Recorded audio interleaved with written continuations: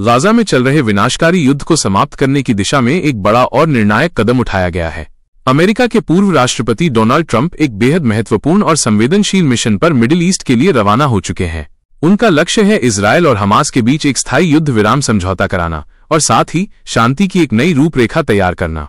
ये एक ऐसा कदम है जिसे कई दशकों के सबसे जटिल भू राजनीतिक संकट को सुलझाने की अंतिम उम्मीद के तौर पर देखा जा रहा है। ये सिर्फ एक यात्रा नहीं है, ये एक जोखिम भरा लेकिन निर्णायक राजनयिक दांव है।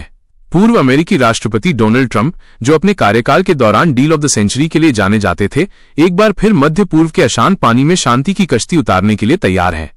आज सुबह अपनी रवानगी से ठीक पहले ट्रंप ने मीडिया से बात करते हुए कहा कि गाजा में युद्ध खत्म होना चाहिए। अब समय आ गया है कि इस क्षेत्र में दशकों से चली आ रही हिंसा को हमेशा के लिए समाप्त किया जाए। हम एक ऐसा समझौता कराएंगे जो हर किसी के लिए सम्मानजनक हो और ये सुनिश्चित करे कि निर्दोष लोग अब और न मरें।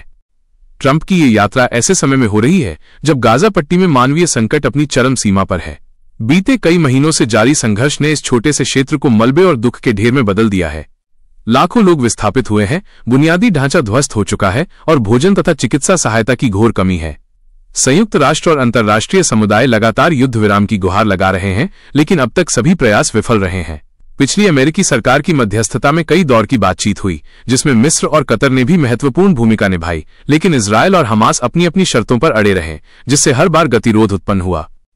इजरायल के प्रधानमंत्री बेंजामिन नेतन्याहू की सरकार ने गाजा में हमास के सैन्य और राजनीतिक बुनियादी ढांचे को पूरी तरह नष्ट करने का संकल्प लिया है। उनका रुख स्पष्ट है कि जब तक हमास की क्षमताओं को खत्म नहीं किया जाता, तब तक स्थायी शांति संभव नहीं है। दूसरी ओर हमास ने साफ किया है कि किसी भी युद्धविराम की पहली शर्त यह होगी कि इजरायल गाजा पर अपनी घेराबंदी पूरी तरह से समाप्त करे और साथ ही इजरायली जेलों में बंद फिलिस्तीनी कैदियों की एक बड़ी संख्या को रिहा किया जाए। इन दो ध्रुवीय मांगों के बीच किसी भी समझौते तक पहुंचना एक टेढ़ी खीर साबित हो रहा है। डोनाल्ड ट्रंप ने अतीत में भी मध्य पूर्व की राजनीति पर अपनी छाप छोड़ी है। उनके कार्यकाल में ही अब्राहम समझौता एब्राहम अकॉर्ड्स हुआ था, जिसने इजरायल और कई अरब देशों के बीच सामान्यीकरण नॉर्मलाइजेशन की राह खोली थी। उनके समर्थकों का मानना है कि उनका अपरंपरागत दृष्टिकोण और सीधी बातचीत की शैली ही इस जटिल समस्या का समाधान निकाल सकती है। वे किसी भी अन्य राजनेता की तुलना में अधिक साहसिक और जोखिम भरे फैसलों के लिए जाने जाते हैं। ट्रंप के शांति मिशन का मुख्य एजेंडा 3 चरणों में बटा हुआ है। पहला चरण, गाजा में तुरंत मानवीय युद्ध विराम लागू कराना ताकि सहायता ट्रकों को बिना किसी बाधा के प्रवेश मिल सके। दूसरा चरण, बंधकों और फिलिस्तीनी कैदियों की अदला बदली पर एक व्यापक समझौता करना। और सबसे महत्वपूर्ण, तीसरा चरण, इजरायल और हमास के बीच एक दीर्घकालिक सुरक्षा और राजनीतिक समाधान की नींव रखना, जिसमें गाजा के पुनर्निर्माण और भावी प्रशासन की रूपरेखा भी शामिल होगी। इस तीसरे चरण पर ही पूरे मिशन की सफलता या विफलता निर्भर करेगी। राजनीतिक विश्लेषकों का मानना है कि ट्रंप इजरायल पर दबाव बनाने के लिए अपने व्यक्तिगत संबंधों और पूर्व में इजरायल को दिए गए मजबूत समर्थन का उपयोग करेंगे। वहीं हमास को समझाने के लिए वे मिस्र और कतर जैसे प्रमुख क्षेत्रीय मध्यस्थों को अपने साथ लेंगे। ये एक चतुष्कोणीय वार्ता होगी जहां चारों पक्ष अमेरिका, इजरायल, हमास अप्रत्यक्ष रूप से और दूसरे की मांगों और लाल रेखाओं पर विचार करेंगे। इस मिशन में सबसे बड़ी चुनौती विश्वास की कमी है। दशकों के संघर्ष ने दोनों पक्षों के बीच का है कि स्थायी समझौते का मतलब गाजा पर इजरायली नियंत्रण की किसी न किसी रूप में बहाली हो सकती है। ट्रंप को इन दोनों आशंकाओं को दूर करने के लिए एक ऐसा सुरक्षा गारंटी मॉडल पेश करना होगा जो दोनों पक्षों को स्वीकार्य हो। 1500 शब्दों की इस विस्तृत स्क्रिप्ट के लिए हमें गहराई से उन बिंदुओं पर चर्चा करनी होगी जो इस मिशन को ऐतिहासिक बनाते हैं। ट्रंप का मेक ए डील सिद्धांत यहां निर्णायक साबित हो सकता है। वह न तो पारंपरिक कूटनीतिज्ञ हैं और न ही शांत वार्ताकार। उनकी शैली सब कुछ या कुछ नहीं वाली होती है और यही चीज उन्हें मध्य पूर्व के जटिल खेल में एक अप्रत्याशित खिलाड़ी बनाती है। सबसे पहले आइए गाजा की वर्तमान स्थिति पर एक नजर डालते हैं। विश्व स्वास्थ्य संगठन WHO की हालिया रिपोर्टों के अनुसार गाजा में 80% से अधिक आबादी विस्थापित हो चुकी है। यहाँ के अस्पतालों में बिजली, दवाइयां और उपकरणों की भारी कमी है। बीमारी और भुखमरी अब बमबारी से कम घातक नहीं है।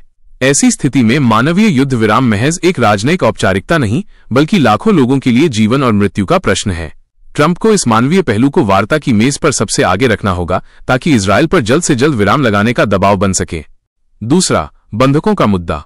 इजरायल के कई नागरिक और सैनिक हमास की कैद में हैं। इजरायली समाज पर अपनी सरकार पर दबाव है कि वो इन बंधकों को सुरक्षित वापस लाए। हमास इस कार्ड का उपयोग अधिकतम लाभ के लिए कर रहा है। पिछली वार्ताओं में हमास ने हर एक इजरायली बंधक के बदले में सैकड़ों फिलिस्तीनी कैदियों की रिहाई की मांग की थी, जिनमें कई वरिष्ठ आतंकी भी शामिल थे।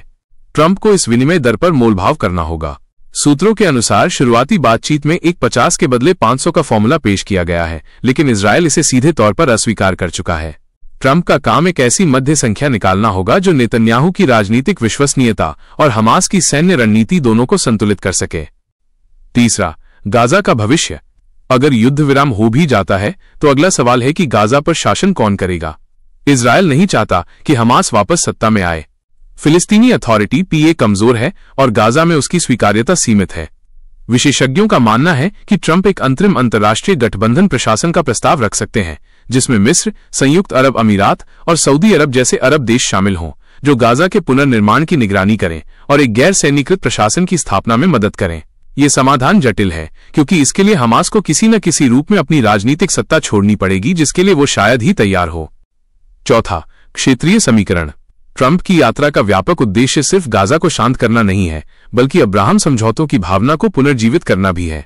गाजा युद्ध ने इजरायल और अरब देशों के बीच सामान्यीकरण की प्रक्रिया को गंभीर झटका दिया है। अगर ट्रंप एक स्थायी समाधान करा पाते हैं तो इससे सऊदी अरब और इजरायल के बीच संभावित सामान्यीकरण समझौते की राह खुल सकती है, जो पूरे मध्य पूर्व की भू राजनीतिक तस्वीर को हमेशा के लिए बदल देगा।